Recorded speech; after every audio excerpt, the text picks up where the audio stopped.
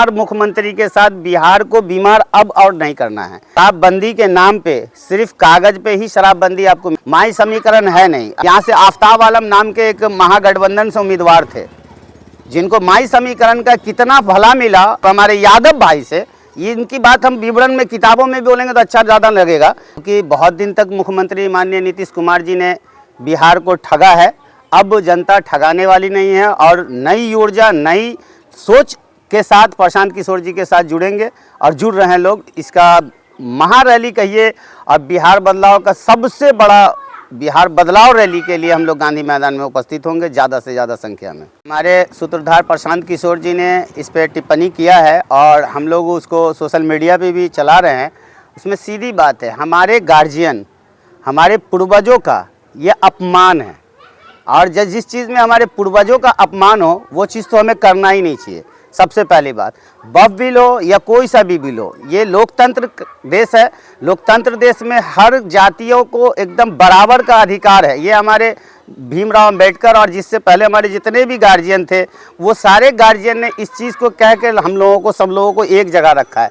बफ bill लाने का उद्देश्य है, मुसलमानों के बीच में ये डर है कि उनकी मस्जिदें हैं, उनका कब्रिस्तान है, उनकी मतलब ईदगाहें हैं, छीन जाएगी। लेकिन प्रशांत किशोर जी इस पे अभी 11 तारीख के रैली के बाद हमारी पार्टी के जितने भी लोग हैं इस पे बैठक होगी, विचार होगी। अगर आवश्यकता पड़ा तो हम लोग रोड पे भी आएंगे बफ बिल के खिलाफ। असुद्दीन ओवैसी साहब हैं, वो मुसलमानों का कसम खाते हैं, उनके तो मुसलमान बोलते हैं कि बी टीम है, अगेंस्ट पार्टी बोलती है बी टीम है।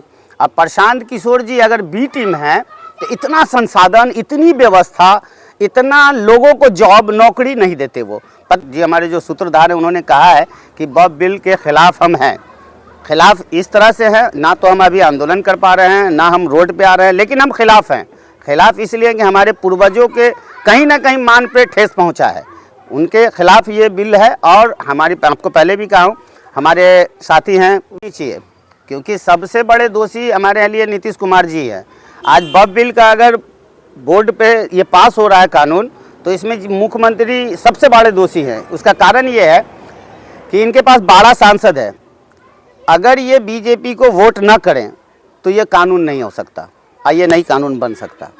क्यों? और बीजेपी को इसलिए कम दोषी कर रहे हैं इस कानून में कि बीजेपी को मुसलमानों ने कभी वोट नहीं किया और बीजेपी ने कभी मुसलमानों से वोट मांगा भी नहीं, उनका विरोध किया। लेकिन माननीय मुख्यमंत्री नीतीश कुमार जी को हमेशा मुसलमानों ने वोट किया है और उसके बाद अगर वो मुसलमानों के साथ नहीं हैं तो सबसे बड़े दोषी माननीय मुख्यमंत्री हमारे नीतीश कुमार जी हुए। अब बीजेपी के मुझसे, मेरे नज़रिया से सबसे ज़्यादा बड़ा अगर दोषी कोई है तो वो माननीय मुख्यमंत्री नीतीश कुमार जी है। बीजेपी दोषी तो है ही है इसलिए कि उन्होंने बिल लाया, लेकिन समर्थन करने वाला, अगर आप किसी चोरी कर रहा है और उसको बचाने वाला ज़्यादा बड़ा चोर होता है, ये कहावत ही है। ठीक है, तो इसलिए माननीय मुख्यमंत्री जी की ज़्यादा गलती है, ज़्यादा गुनाह है और मुसलमान इसको कभी माफ़ नहीं करेंगे।